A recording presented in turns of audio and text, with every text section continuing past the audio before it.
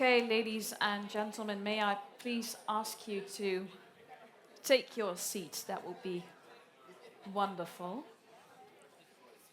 Okay, we still have enough seats in the first and the second and the third row. So if you're still looking for a seat, the first, the second, and the third row, you're more than welcome to join us here. Also, a warm welcome back to the people that are joining us online. Good to have you for this second panel discussion. And I know it wasn't very easy to get you to this room. And I blame it on the delicious Belgian waffles. I know that's a reason to stick very close to them in the room upstairs. But I hope you had a very good break, and before that also very constructive parallel sessions. And now we're going to have the final session of the day, as said, a panel discussion where we talk about building a coherent and strategic portfolio of European partnerships. So portfolio is really this key word that we have used already throughout the day. And the portfolio approach is key to the selection of European partnerships and a key principle introduced in FP10. And it didn't just come about like that. There was also an opinion of the Partnership Knowledge Hub on European partnerships that was released beginning of this year. And as you know, the Commission in the meantime also set up its own expert group on design and selection of directional initiatives under the Framework Programme for Research and Innovation. And that's what we will be tackling today, the portfolio approach. So how are we going to run this session? Well, first of all, we're going to learn more about this approach from the expert group. Thereafter, this expert group prepared a couple of questions that we would like to discuss with you, the audience. So be prepared. You're more than welcome again to take the floor. And thereafter, we have invited another two panel members, and then we're going to have a panel discussion. So that's how we're going to run it, and then we're going to wrap it up at 17:30. Okay, as mentioned, we're first going to start with a presentation. And for that, it is my great pleasure to welcome on stage Emily Wise, the chair of the expert group on Directional Initiatives. Please give her a big hand. Exactly. And Michael Dooms, member of the Commission Expert Group on Directional Initiatives. A big hand to him as well. Hello, everyone. Good afternoon. And I hope that the sugar from the waffles doesn't take a deep dive during this discussion. The first panel of the day provided a really wonderful setup to the discussion that we're addressing in the second panel on how it is. So the question was not if building a coherent and strategic portfolio of European partnerships, but how do we do that? So this is what the work of the expert group focuses on, and just a bit of background around the context. We, of course, all were inspired by some of Draghi's comments in the report. One of these being that we can't necessarily do everything, and particularly not everything in the same way we are currently doing it. We need to pursue things in a different approach. We need to be prepared to make strategic priorities and focus. We discussed this a lot in the first panel of the day about the need for transformation. We still face a lot of these big challenges that require the partnerships, these collaborative partnerships, to address them, not in isolation of a single member state or organization, but address them together.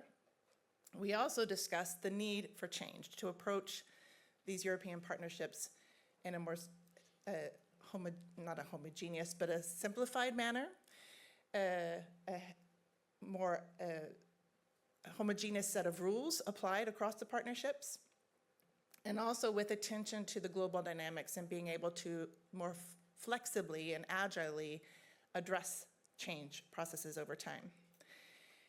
And we in the expert group really appreciate the kind of coalition of the willing and the interest and the curiosity of how it is that we can kind of address this challenge of transforming European partnerships for the future.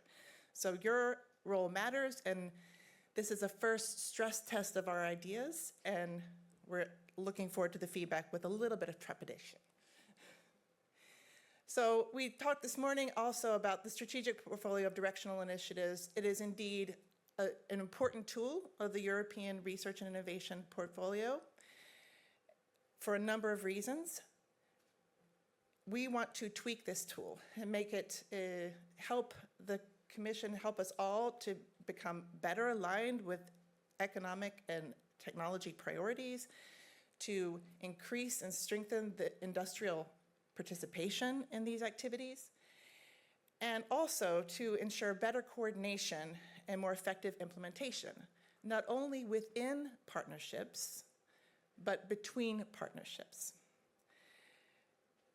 We talked a bit about the current situation being a little bit more complex. So over the past programming period, through strategic coordination efforts, moved from 120 to 60, and this is great. It's still a quite complex picture, not only in numbers of partnerships, but different types of partnerships formed on the basis of different rules, following different rules of implementation. So, there are some complex challenges to address for European partnerships in FP10. Enter the expert group. So the Commission set off a call for expressions of interest for experts to participate in addressing 3 kind of concrete tasks.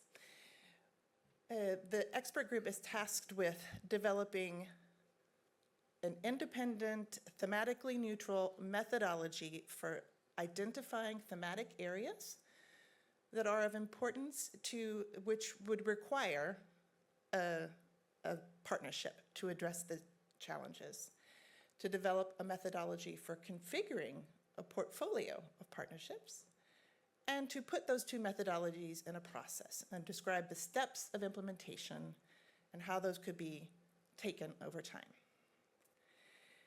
Here are the 5 happy faces that accepted these tasks.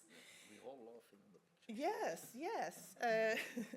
So in addition to myself from Lund University in southern Sweden, Michael Dooms from Solvay in Belgium, we are joined by our rapporteur Amber Gertz from TNO in the Netherlands, and Anja Hastinger von Fraunhofer in Germany, and our 5th participant who's joining us digitally. He's heading the Polish Agency for Enterprise Development. We represent decades of experience with strategic policy strategic thinking, and portfolios, and foresight, as well as research and innovation policy analysis and evaluation. So we bring to the table some ideas and experiences from our home bases and in things that we've been exposed to. So we accepted this challenge in these tasks, and we have set about the work kicked off at the end of September. So we've only been active for a little over 2 months.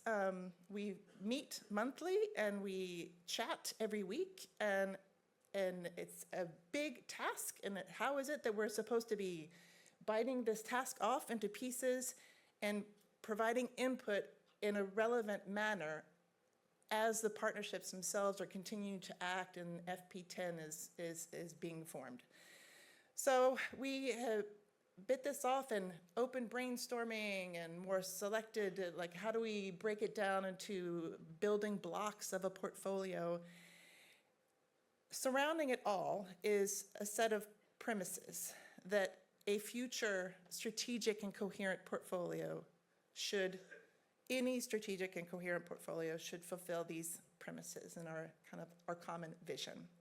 And this is one of the questions, so have a look and read through and see if you agree with our set of premises that we're basing our thinking.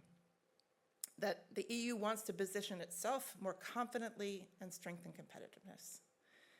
That resources are to be pooled and targeted where individual member states cannot achieve on their own. The stronger cooperation with industry will help accelerate innovation and market launch and scaling. The strategic robustness is to be ensured in the partnerships and the capacity that's been built up with long-term dynamic partnerships and sustainable structures. Sustainable can be interpreted in multiple ways. It is very important to maintain flexibility and agility in portfolio design and development over time. So it's not just the selection, but how the portfolio operates over time. So there are multiple paths that can be taken to reach this vision and fulfill these key premises. So our approach has been to develop some scenarios, some different alternative possible paths there. Portfolio thematic identification and portfolio configuration processes. And to take you through our initial ideas, to start the pressure testing, I hand over the mic to Michael.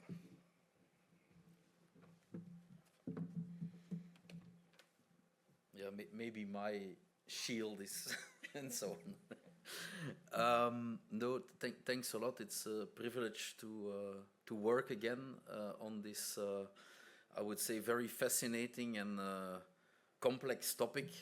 We should say also as the morning as shown. And I think in the expert group we started the same way as also the process this morning started, you know, outlining all kinds of issues. And then we came to a kind of structured, I have to see how I hold the paper, brainstorm in building blocks, which also contain all the issues that were mentioned here, phasing out, how do you organize competition, what about the budget, how are we going to monitor, and so on and so forth. And then in the end we realized, like, you know, we're not gonna get, like, probably where we want if we just kind of piecemeal here and there, you know, look at certain partial discussions. So we said, let's try to look at this problem, because actually, yeah, it's a kind of research or managerial problem in another way. And then we said, what are we really talking about here? And what we talk about here is actually it's a change process. If you look at what organizations go through, and whether we like it or not, I think everybody in the room here, although we don't belong to the same organization which probably pays our salary, but we are in societal terms an organization. We are the community or the organization of European partnerships and all the stakeholders around it, and most of us are even bound by certain contracts we have with each other, right? So that's according to my old course of organizational theory. It complies pretty much with the definition of an organization, and that organization needs to change. I think we all feel that there are sufficient reasons today after the path we've come through to change. And then you think about what are the scenarios. It are scenarios of change and very high level, and some of you know that in an organization you can go slow, you can go fast, you can go incremental, you can go revolutionary, you can go bold. And this is actually the way we also now start to look at the problem. I mean, there is a certain, I think, urgency also to increase the performance of the whole operation, also because there is competition from abroad and other regions, so we have a performance gap to assess. So we look at scenarios as kind of what is the speed of change, what is the time frame, what is the scope, what is the scale of change, and in the end also what is the process we're going to follow for that, and also what's the end image we want to achieve. Typically in an organization, you feel the need for change. There's an existing picture. We saw it. It looks a bit messy and scrappy like that, not so sexy. What is the image we want to give?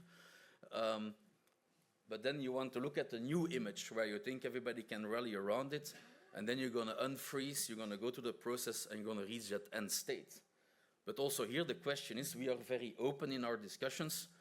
Do we need a fixed end state to work towards or not? So we took actually a big step back. So that is kind of the introduction here. I also think one important point, very quickly before I give you a sneak preview of what we're doing, is this is not, and this is at least the premise we got, this is not about downsizing. This is not about terminating. This is not about budget cuts and so on and so forth. This is what you call in real terms a restructuring.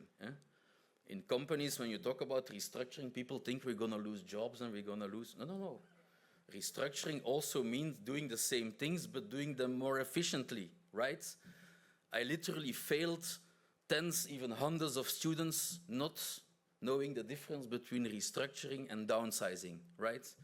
Most economic journalists even get it wrong. Good, so how do you restructure? Number one, and we have to thank also our colleagues, Amber and Anya, and especially the pictures that we look for. This looks like, these are actually birds flying in a certain kind of configuration. But you see there's still a lot of birds. There is some order in it, but still some chaos.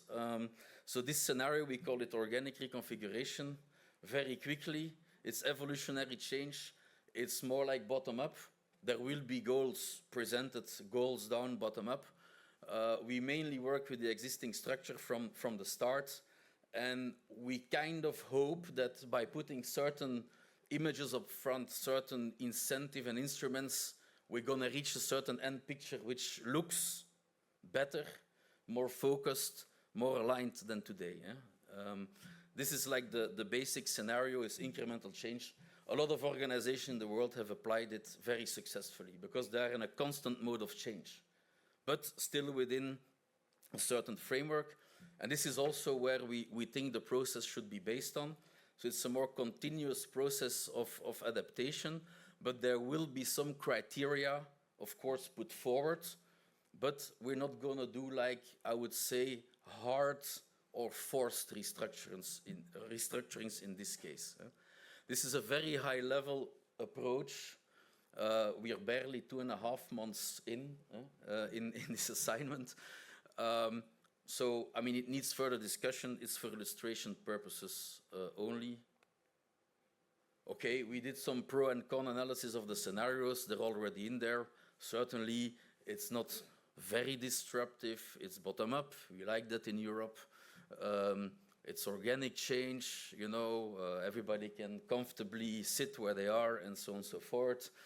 The framework is clear. Of course, there are some cons. There may be a bit of lack of steering.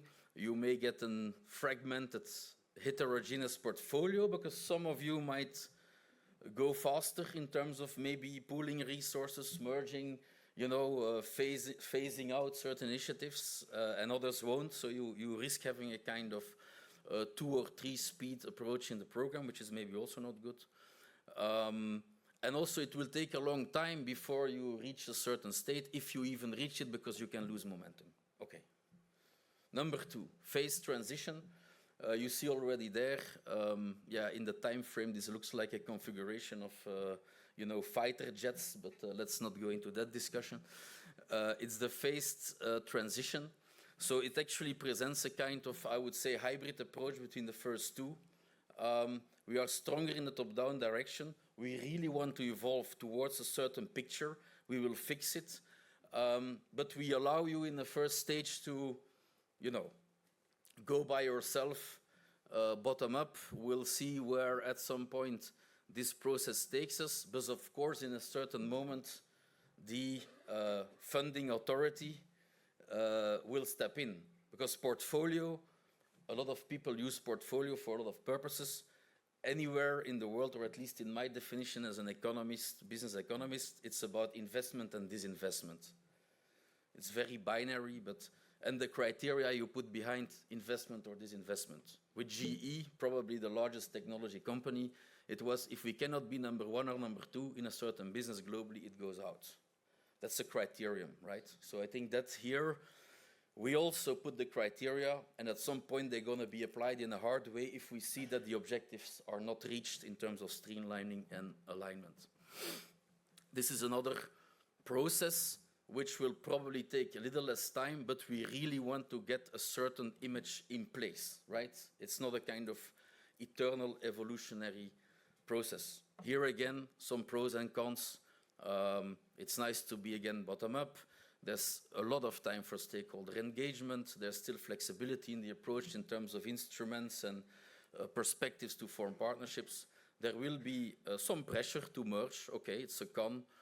Again, risk of fragmentation, because you're not going for a bold approach where everybody is in at the same time. And of course, it's a resource-intensive process.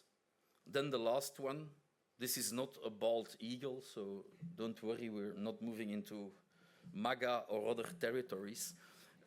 It's called, it's a phoenix, of course, yeah. So it embodies the transformation where you become stronger, but at least, you know, you go to ashes and you rise again. So it's a little bit more disruptive, right? You have to be ready for it.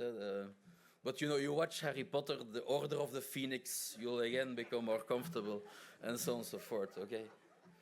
It's the afternoon, now we can venture into... So yeah, this is the revolutionary top-down scenario. Some always say, no, never, we don't like that.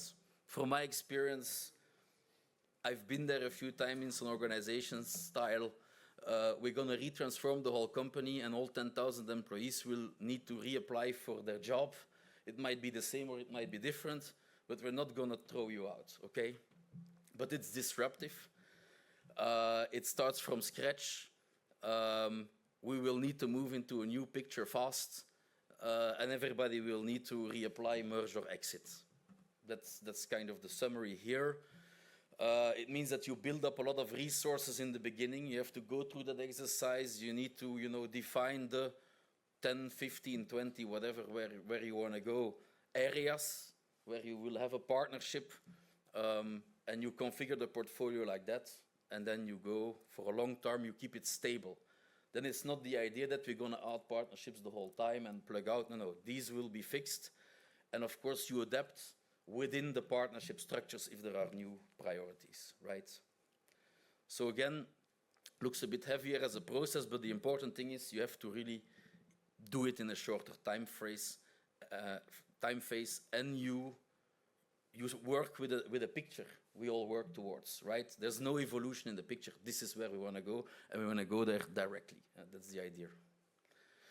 Again, pros and cons. There's certainly some pros. We're going to be very coherent. It's going to be a very straightforward image, not 30 or 35 or 40 or more. It's going to be more sleek and aligned also towards policy windows and so on and so forth. It's also more easily to manage from the top. Of course, you will need, that's the con, you will need very efficient and performant governance towards downward accountability, because of course there will again be sub-clubs in these bigger entities and so on and so forth, so you really need to manage that and not make the current lasagna, as some call it, bigger.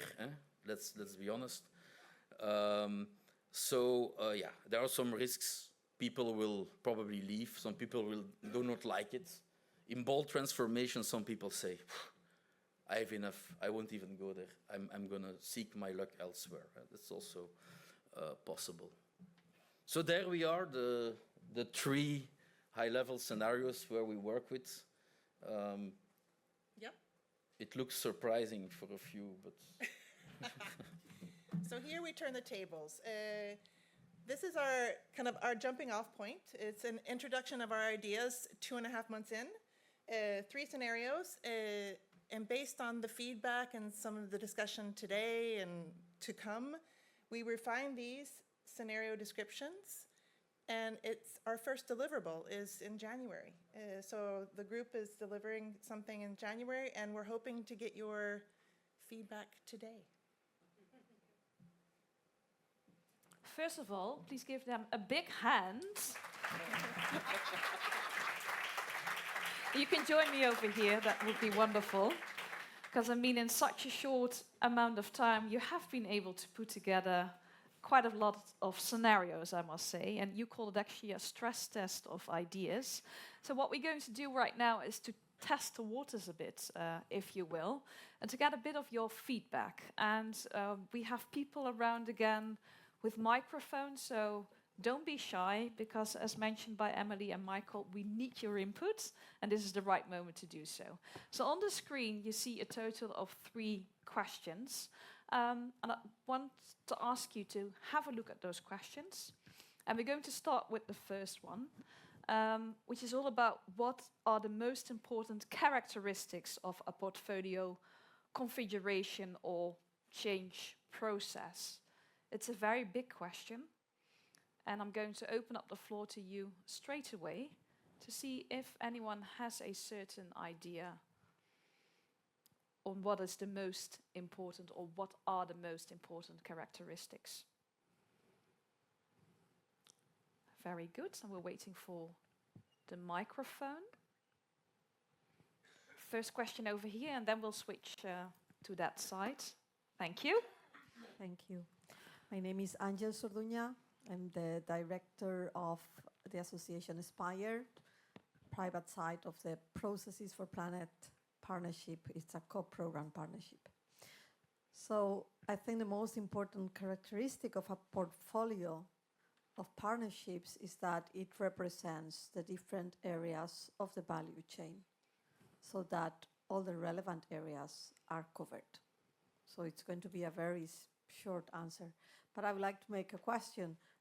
When I heard your presentation, I don't know which scenario you have chosen. Or who will choose it. This is the benefit of the work. It's iterative.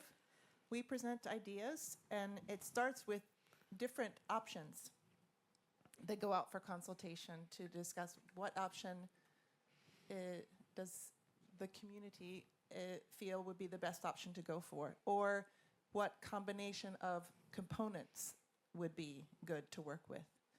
So the first step is we put out ideas, and then the community comes back with a preferred option. We are not in the driver's seat of making decisions at all.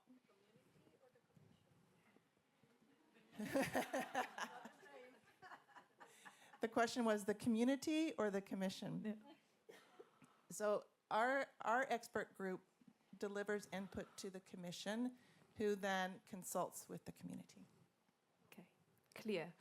But the answer to that first question, value chain, very clear. We come to the question on the premises and the scenarios, and that's where you would like to have the feedback from the audience as well. So we'll do that in a second. I think there was another person first there, and then happy to take your question as well, or your comments. Yes, please. Hello, thank you. I'm Giorgio Clarotti. I'm coordinating the partnerships in the Health Directorate for the moment. But 20 years ago, I was in the unit which set up the concept of partnerships. And I cannot resist sharing the second pictures of the birds flying together, was the image which we've used based on research which showed that when birds fly like this, even the first bird saves energy, because the one behind, as anyone who's been doing cycling knows, even the first of the flock spends more energy than the others, but he saves energy. Your question, what is the most important characteristics? I'm very glad that all of you have been here all day, is involve the partners. Talk to industry, talk to member states who've been involved in the partnerships. We have 20 years of experience. They know better. Thank you. Okay. So it's rather a comment.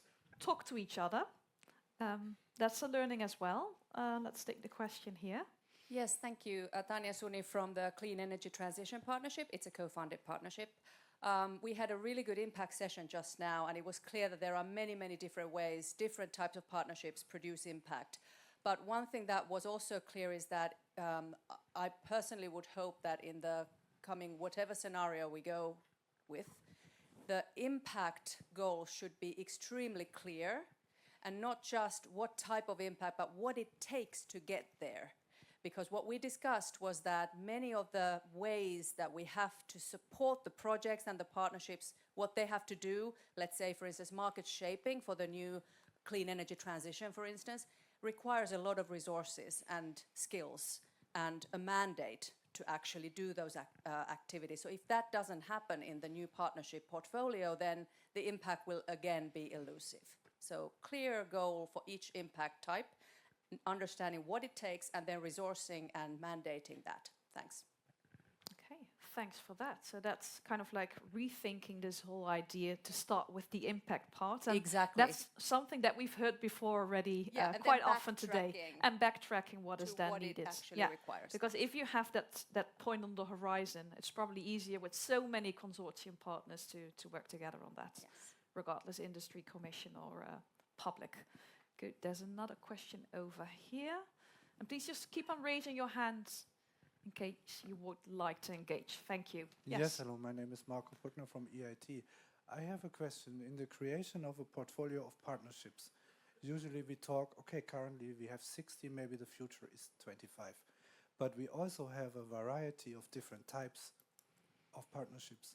So the question about the portfolio, will there then be just one type? And how does that feature into your 3 scenarios? Thank you. Yeah, I think it's a useful, what I would call second or third order question, where we don't have kind of a clear idea right now. Okay, there are different instruments or types or, I mean, orientations.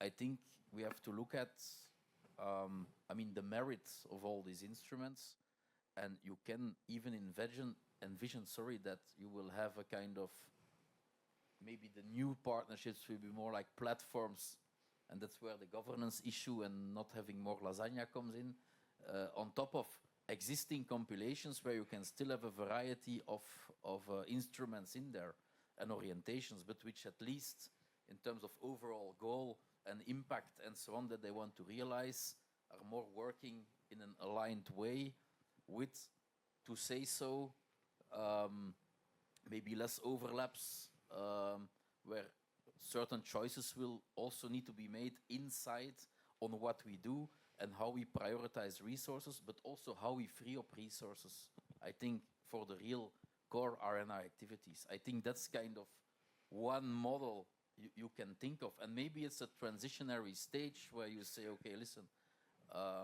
we think in the future that maybe 2 types will be necessary still. So how do you then evolve then? I mean, there's 3 scenarios, but maybe this scenario that comes out will be a compilation of a few elements of the thought process while we are in there, and maybe there's a number 4 that will emerge at the end. Yeah? We still have 12 months to go. Exactly. I think it gets framed in a couple of ways.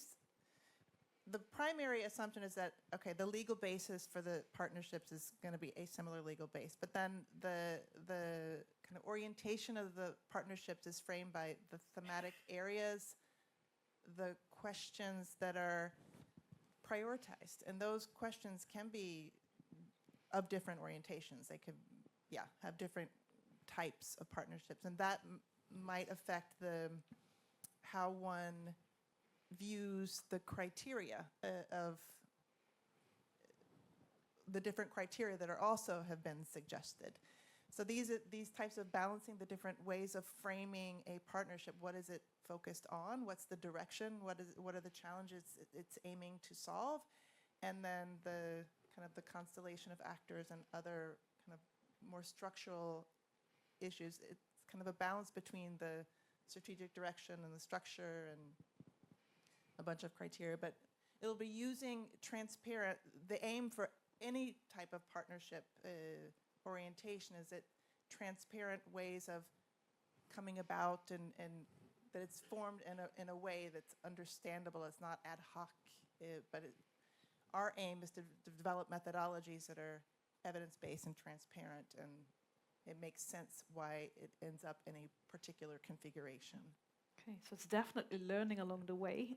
Nothing is set in stone yet, and that's also why it's so important for you to gain that feedback.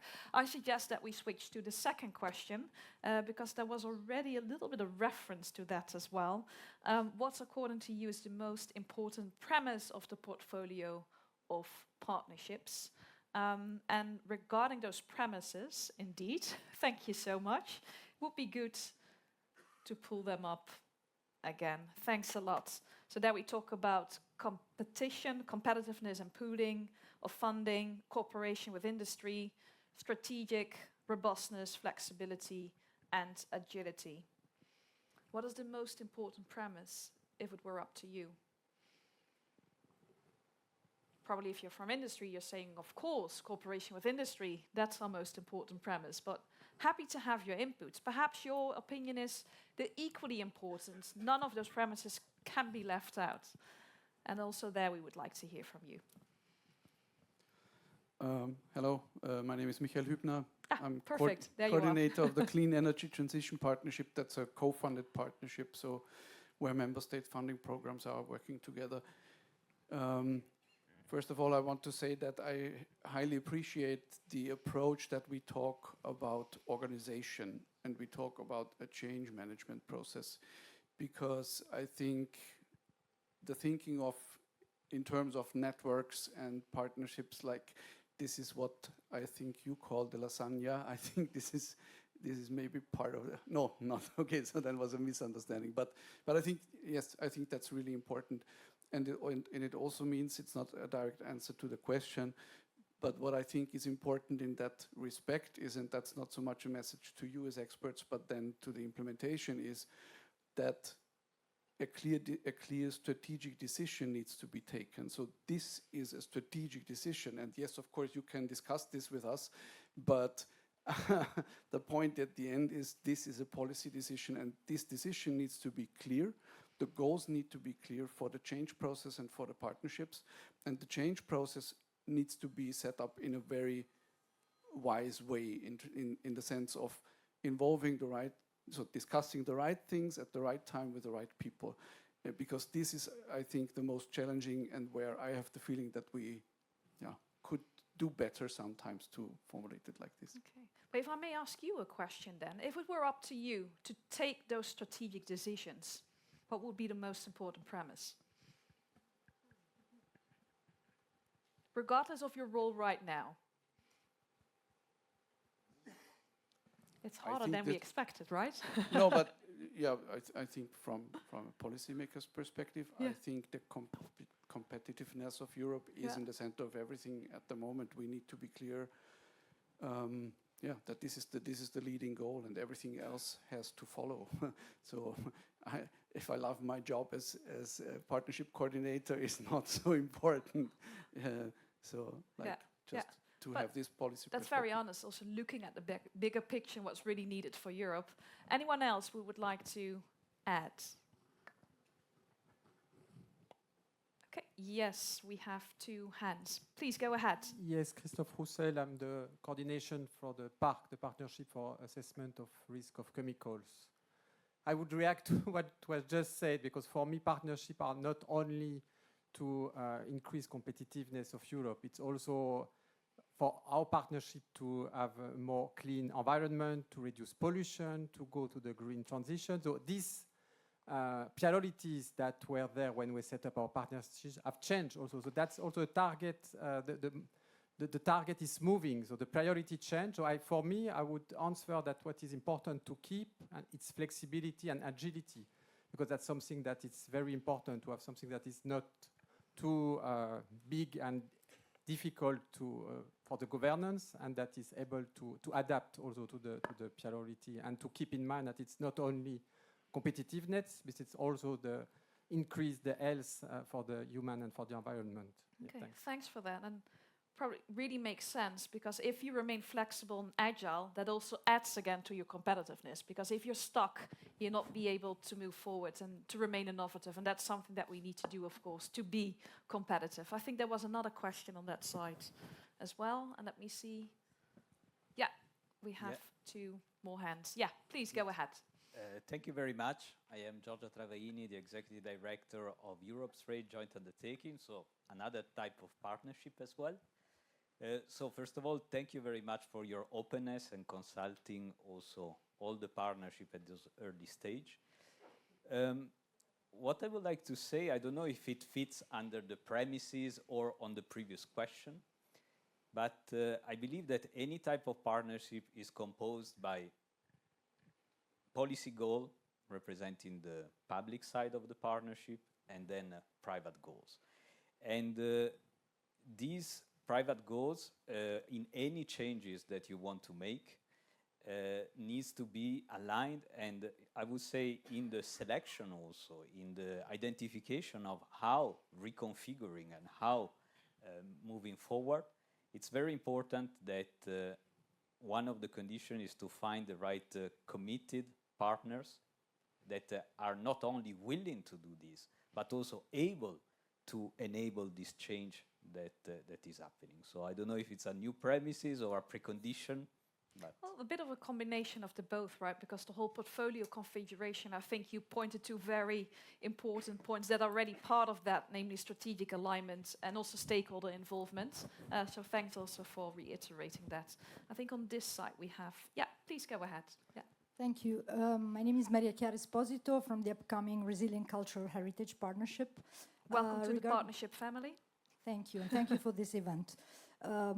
Regarding your question of what would be the most important premise, I would actually stress something that I don't see listed there, and that on the other side was mentioned several times during the event, and particularly this morning in the Commission's presentations, which was the notion of critical mass. And I would really use this as an element that should be considered even more important in the vision and in the premises than these aspects, especially because that refers more to the challenges that the partnership should tackle. And what I consider a bit critical in this approach is the fact that it mainly refers to organizational aspects that are more abstract as compared to the object and the subject of the partnerships themselves. So if we need to speak about relevance and the capacity of the partnership to meet societal challenges, objectives, then critical mass has to be enhanced and even clarified on how the partnership should interpret the idea of achieving a high level of critical mass in terms of relevance of their objectives. Okay, thanks for that input. And as you know yourself probably as well, part of the selection criteria is critical mass, but I really like the idea that you say that should actually be part of the premises themselves. So thank you for that addition. Please go ahead. Hello, my name is Željko Pazin from EFRA on the Made in Europe partnership that's on manufacturing, so representing the manufacturing industry. So no surprise, I like a lot the point number 3, cooperation with industry. And that's a bit, I would develop this point a bit more because I think it's about impact. We want to have a big impact, and this we want for the whole Horizon Europe program, but especially for the partnerships. So I understand the point before on health or safety of citizens or workers, that's also important, but we are more on the competitiveness side. And I think there, if cooperation with industry is not given or facilitated, then you won't have impact. So I think I would like to see somewhere impact also there as a criteria. Okay, perfect. Then final question that we can take. Yeah.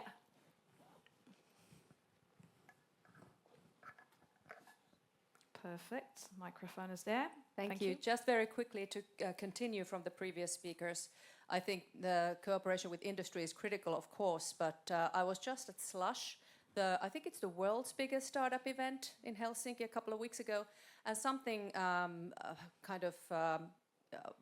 retained in my mind was a keynote speaker who said that the markets always win.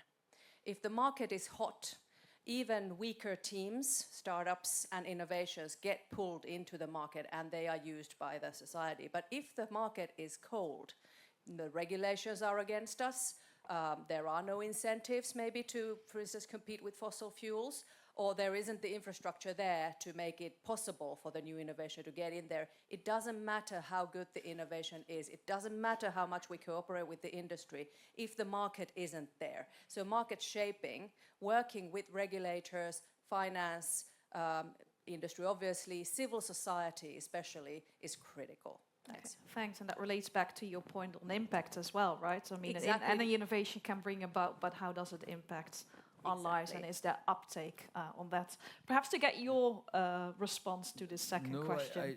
It's not really a response to a question, but I feel there is some divide in the room when it comes to how we make the interpretation of competitiveness.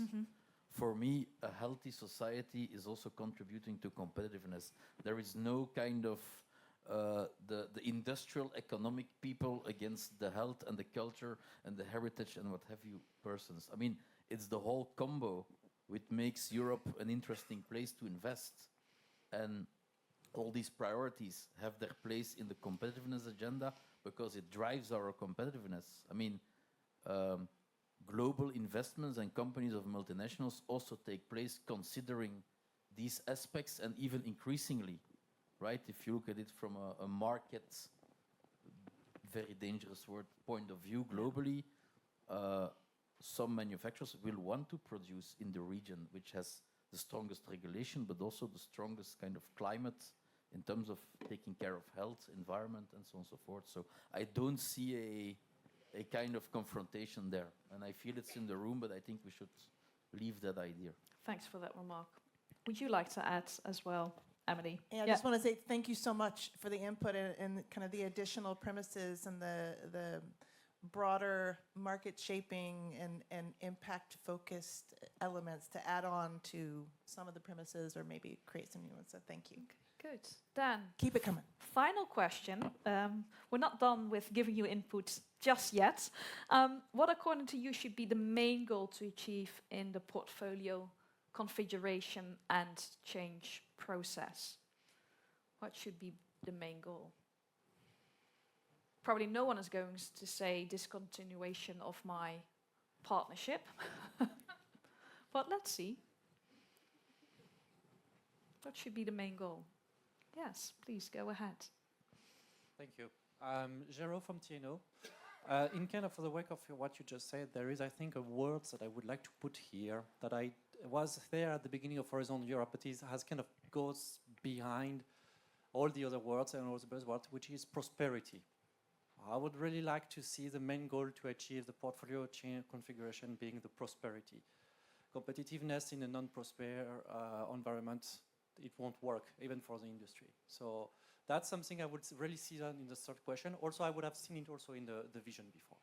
Thank you. Okay, thank you.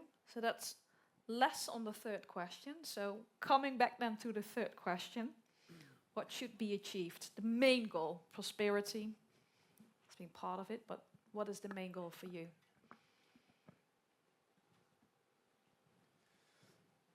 If I may again. Yeah.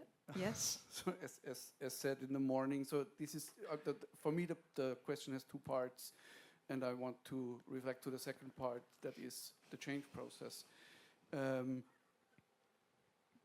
Because I think looking back, so in the morning I said I'm one of the dinosaurs of the partnership. So like 20 years we are developing, experimenting, this kind of how can we work together. And what I think is important, even if we go for the radical change, which I don't fear in a way, but we have made a lot of learnings and how to find a systematic and good way to pick up these learnings, even in a radical approach. I think that's crucial. Okay, so putting together those learnings.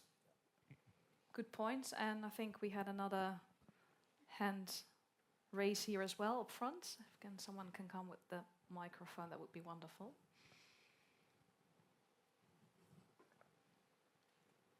Perfect. Thank you. So since I represent an industrial partnership in public-private, I would say securing the competitiveness of our industries.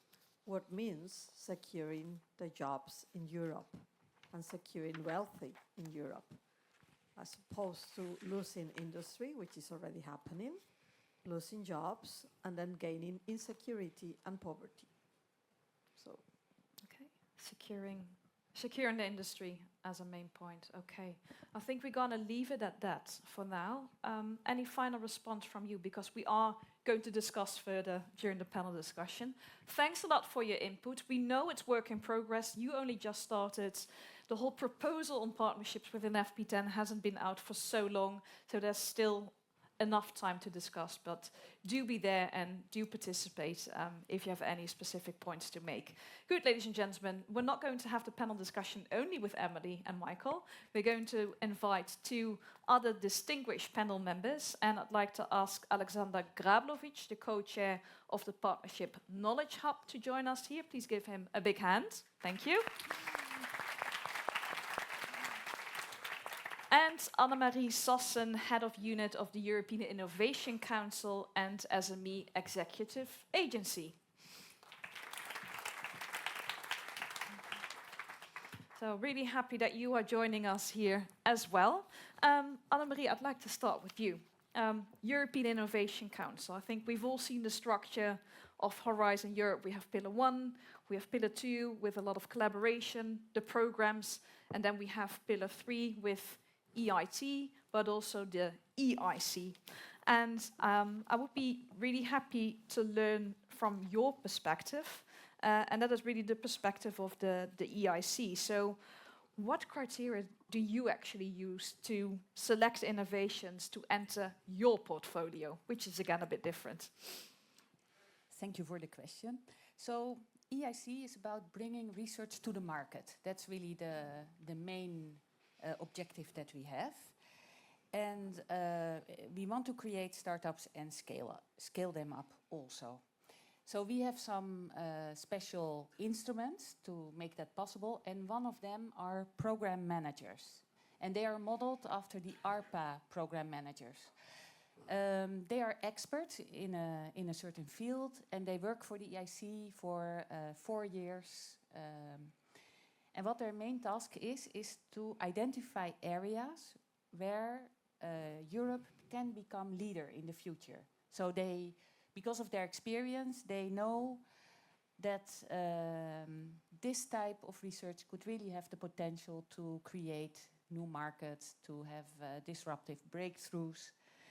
And so part of our work program, we have a yearly work program. About 50% of the funding of EIC is bottom-up, so it can be on any topic, but the other 50% is related to challenges, and the challenges are developed by the program managers.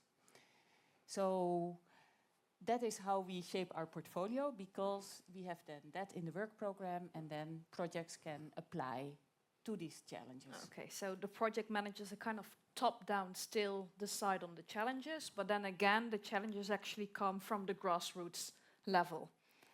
A kind of yes, listening into what is needed, what do new markets look like. Yes. Okay. Yeah. So just also connecting a bit to the partnerships that we're discussing today, and what we've heard as well, also from the participants in the audience, is that innovation is very important, but there needs to be a market. So do you clearly see that there is a market for the innovations that you support? Well, I very much agree with you. The markets that we support in the EIC, they're still cold markets, as you called it, because we want to develop the future leaders. And the markets are not there yet, because the regulation is not there. But what we do know is that we need companies in these areas in 10, in 15 years. So we need to invest now to create these markets and to make sure we have the companies. So for that, we do a second type of activity. So the program managers, they do proactive management of the project. So they select a portfolio of projects that, that responded to their challenge. So they select the best ones, which are also complementary. Maybe you still want to ask a question about that, but a group of projects that can really work together. And since this is early research, what we do, quite often we don't know yet what is the winning technology, because it's just not known yet. So for instance, there are some competing or different technologies in this portfolio, but always the projects also have something in common, so that it makes sense for them to work with each other, because they can learn from each other without being really competitors. And so, for instance, then the projects, they know that they also have to work together, because we write that in the work program. And there are different activities that they do together, and those are mainly related to overcoming those innovation barriers, which you were describing, like the legislation is not there yet. Also, it are quite often researchers who don't know how to bring their research to the market, so they don't know how to develop an IP strategy. So, for instance, there's a common activity on landscaping, the intellectual property, so that projects can really see which is the direction that I should go. So they do these activities together under the leadership of the program managers. The collective because they all have the same problems, but they cannot solve it alone. That's just too difficult. So I think that's the power of the portfolio, where, the projects, they know they have to work together. They know they get a leader who can help them, because the program manager can be in contact with the legislators in the agency there, also in the commission. Also, the legislators are very interested to talk to these companies, because then they can hear what are the real developments and how can we also shape our policies. So we try to get a win-win situation in those. Okay. It's always good to learn from another part of the program. I'm not sure if you know what parts of your programs and partnerships, and if some people in those partnerships also already apply to EIC calls. I don't know if you would know that, Anne-Marie, as well. Do you see this kind of synergy already existing where people are active in multiple parts of the program? Yeah. Yes, sure. But we also have a very interesting development with the Advanced Material Partnership. I don't know if they're also here in the room. But they are co-funding some of the startups that we have in our accelerator. So they have transferred 20 million euro of their funding, which we are also putting 20 million euros of the EIC funding. And then we have a challenge on advanced materials for startups in the area of advanced materials, which is shaped together with the partnership. So it corresponds to the needs of for instance, of the corporate in those partnerships. And once these projects are selected, we also really want to have that they work together, because startups, they need corporates as their customers, but also to understand needs, future developments.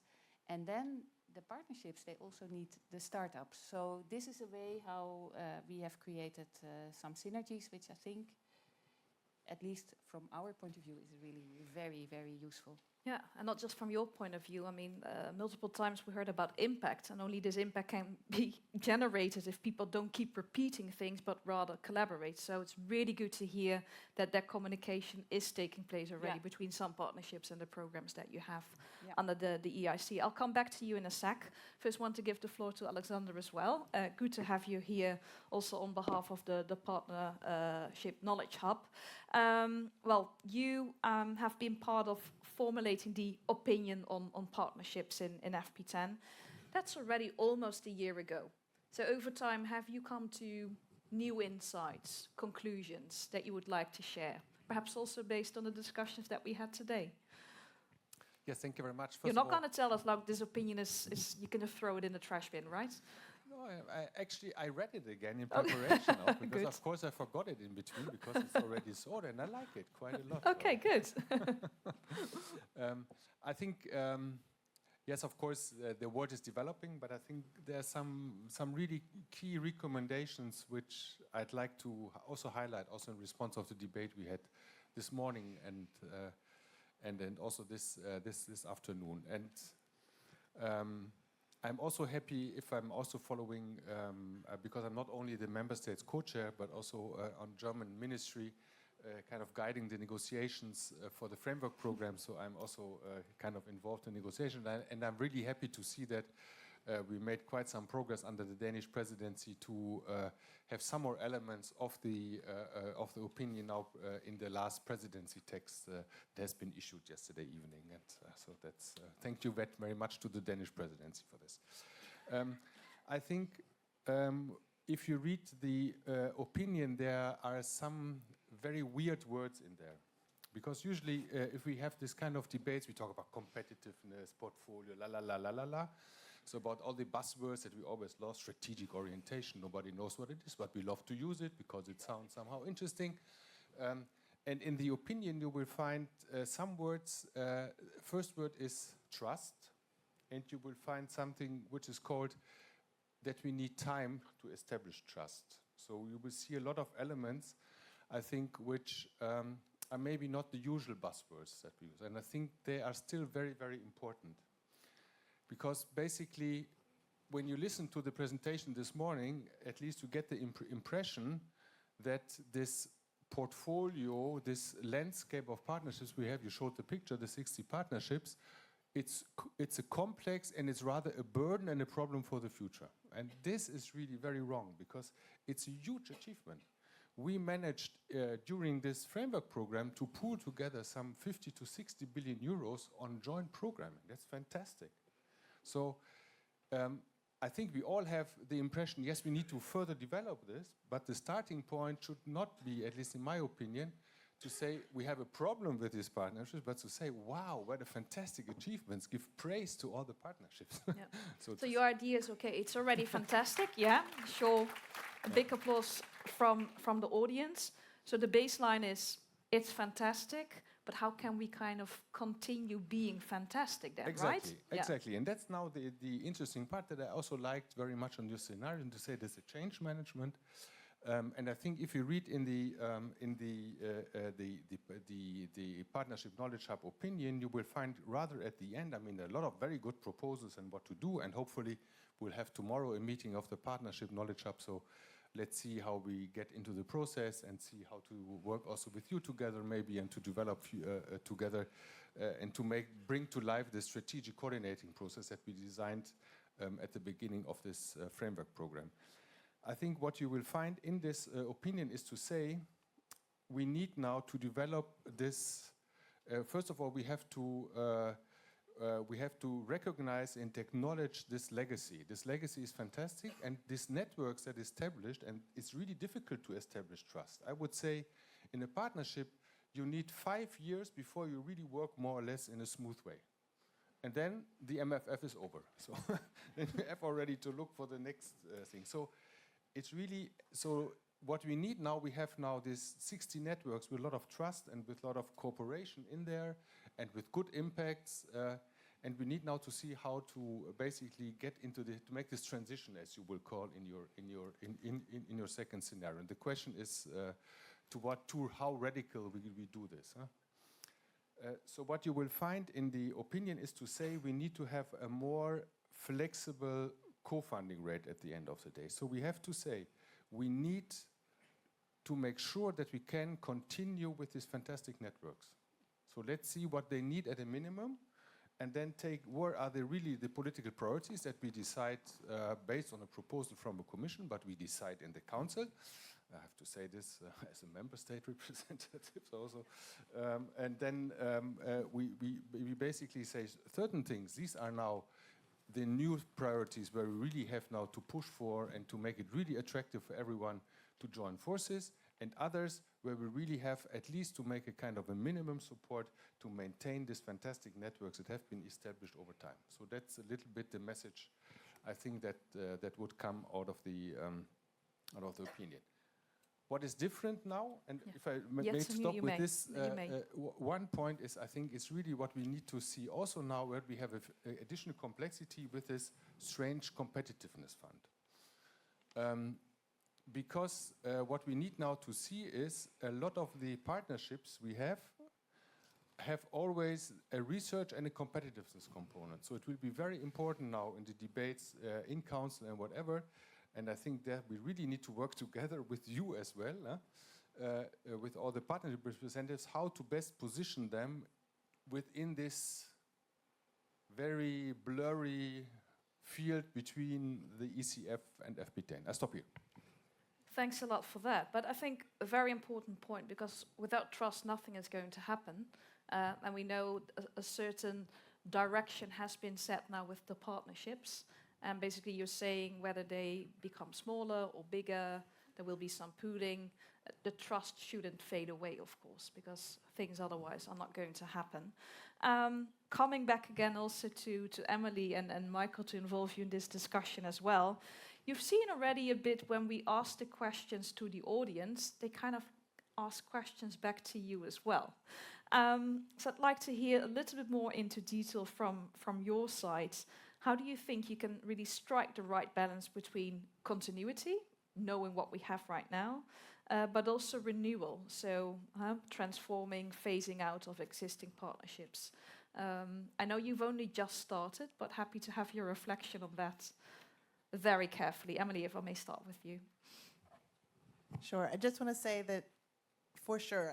I'm based at a collaboration department at a university, and I've studied collaborative innovation initiatives over time, and the whole core of these governance structures is working with a built-up kind of mutual understanding and the social capital and the trust, and it's not a negligible thing, so for sure. And I think acknowledging the built-up, what is sometimes called the soft infrastructure that the partnerships represent,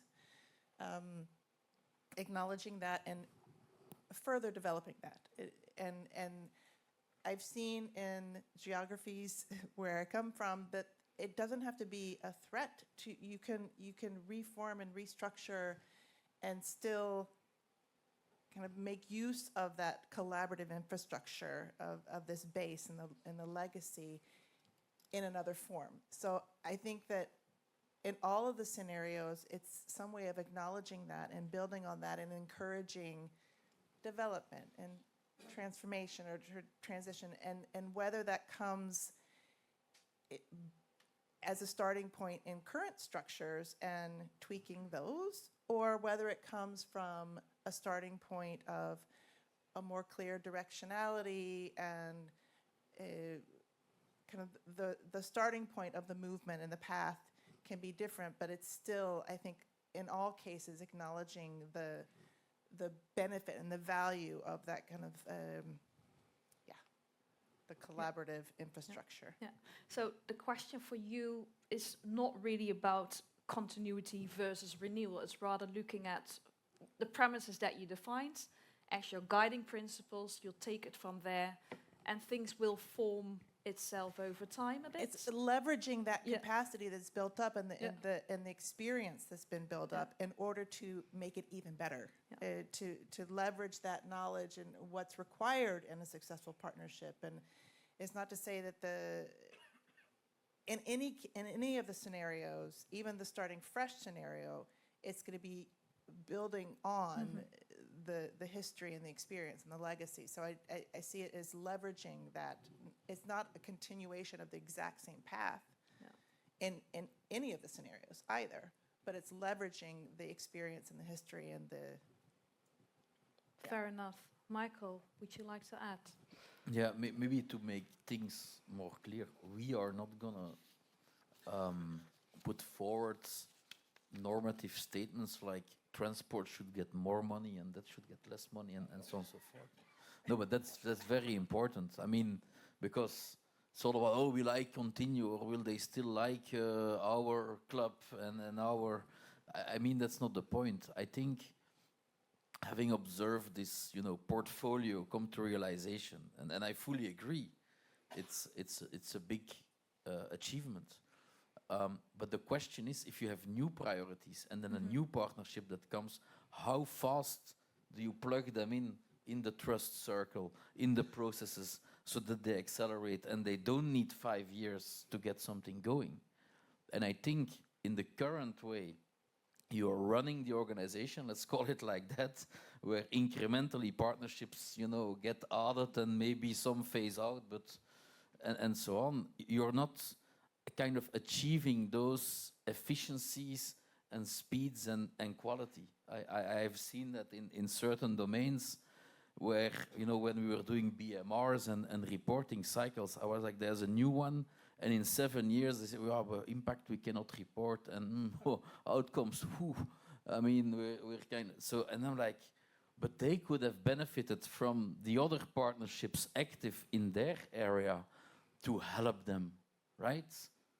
And I think that's the whole point. I mean, I'm sitting here, I have no interest in, I have an interest in all of you, because I'm a European citizen and a taxpayer. And I'm looking at this whole thing and I say, hey, nicely achieved. But the way the organization is run and is growing and is kind of proliferating, I'm saying, maybe we could, within the same budget, kind of, and I'm not saying that people will in the structure will lose jobs. There maybe also be doing more of the real stuff, building the networks, thinking about the new priorities, integrating new priorities, and also maybe some consolidation, again, a very touchy word, could lead to kind of also strengthen the efficiency and the speed of the whole operation. That's kind of, I think, and where we look at.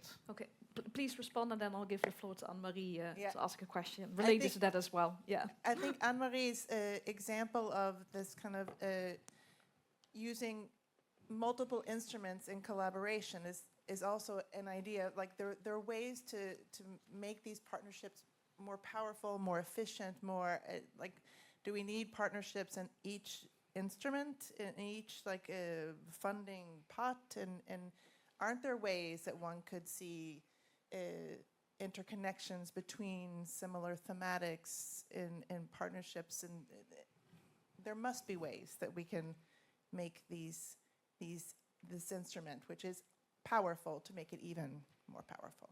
Yeah, and that's something that you'll be working on for another 12 months, I've just heard, and there's enough input that can be given. Anne-Marie, coming back to you, we heard about Alexander, we need time, we need trust. I'm not sure if time is a huge factor for the EIC grantees, because they really need to move very swiftly, right?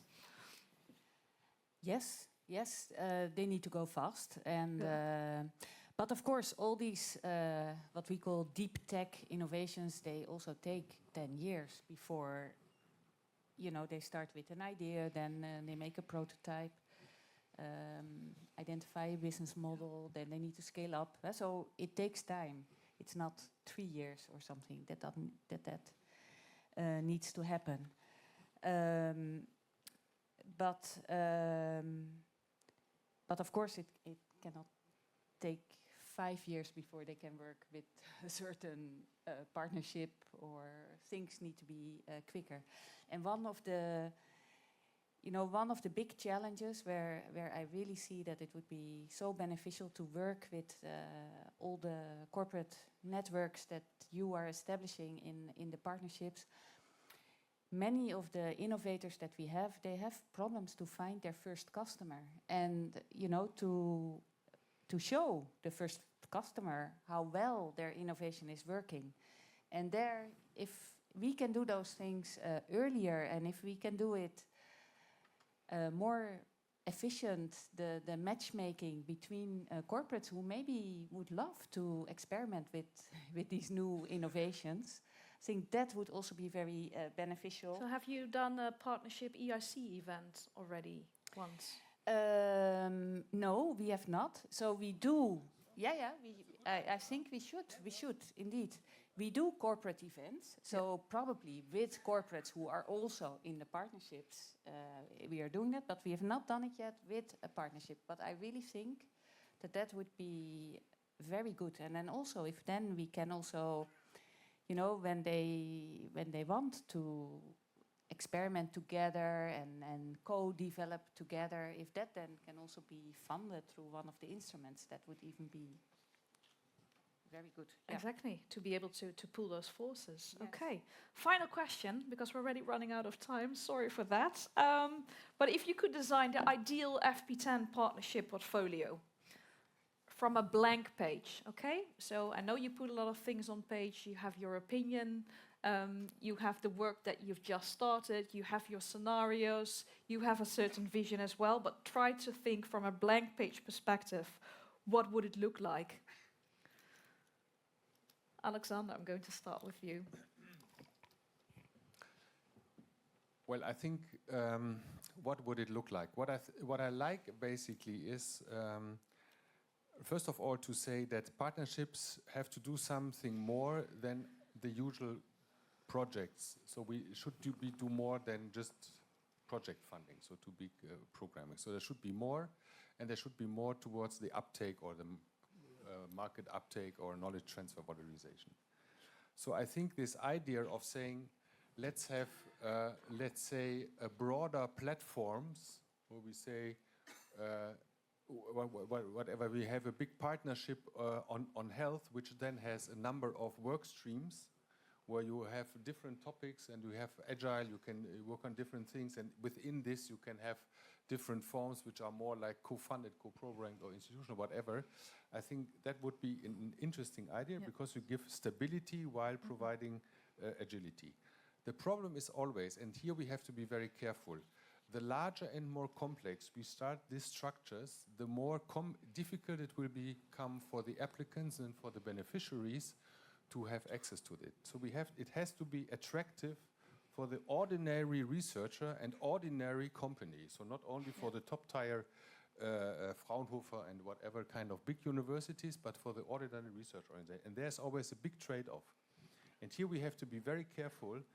If we consolidate this too much and we say we just have 15 and then we somehow have a lot of substructures and whatever kind of thing, that might be actually bring more confusion to the community. And this we really have to avoid. We have to be, it must be at the end, if we start to think from the end of the portfolio, it must be easy accessible and very attractive for the applicants.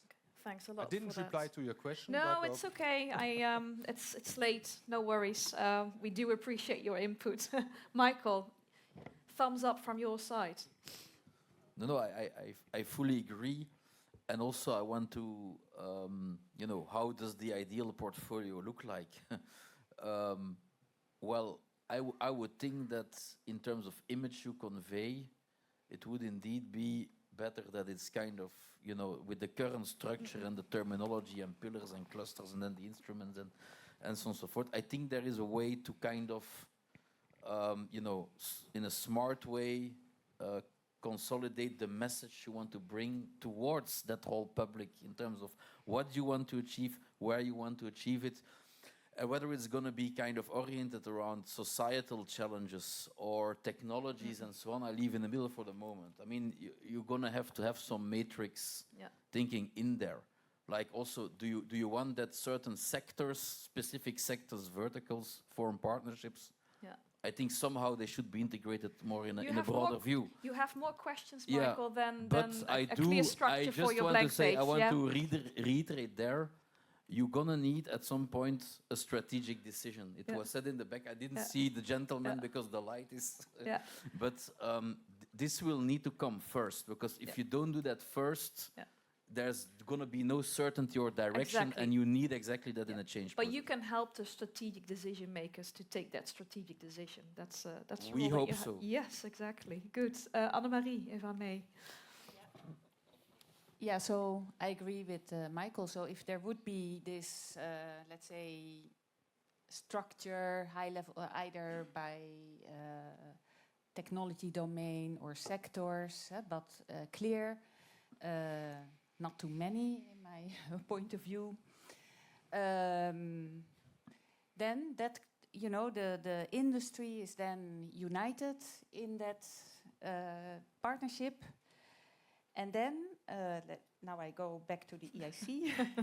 For me, one of the main premises should be then stronger cooperation with industry to accelerate innovation and market launch and scaling, because I think that is a really important role.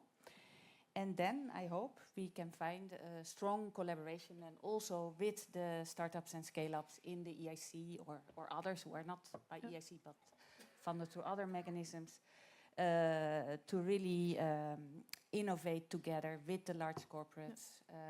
And to create those synergies.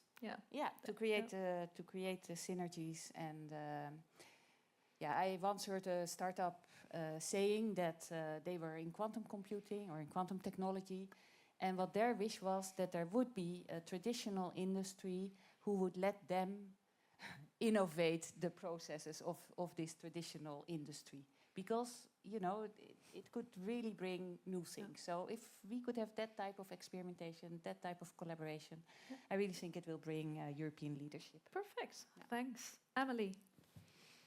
I'm going to be so boring and say, I agree. I think the idea of broader partnerships with,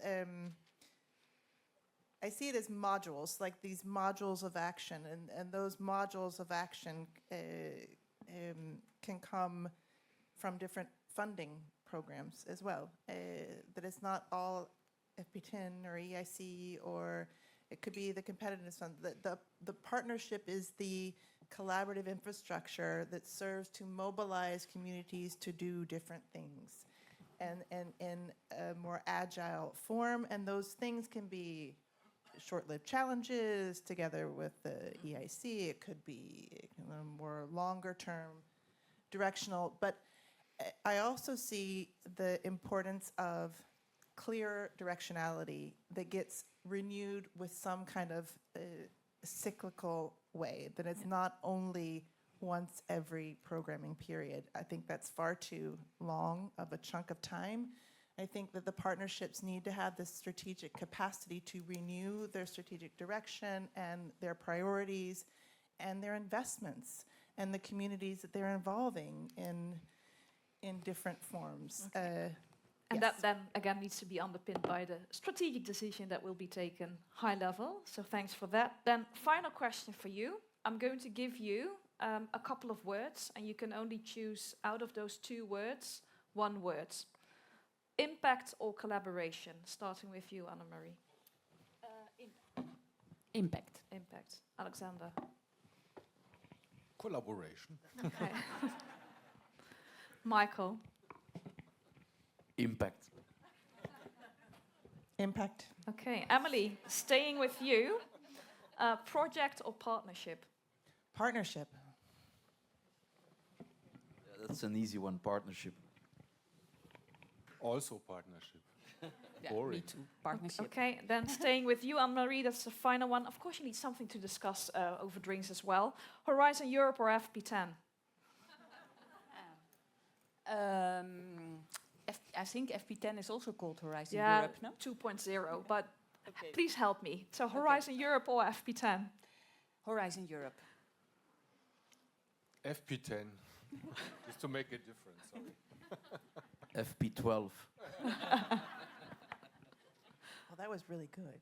FP10, future. Okay, future, very good. Ladies and gentlemen, please give our panel members a very big hand.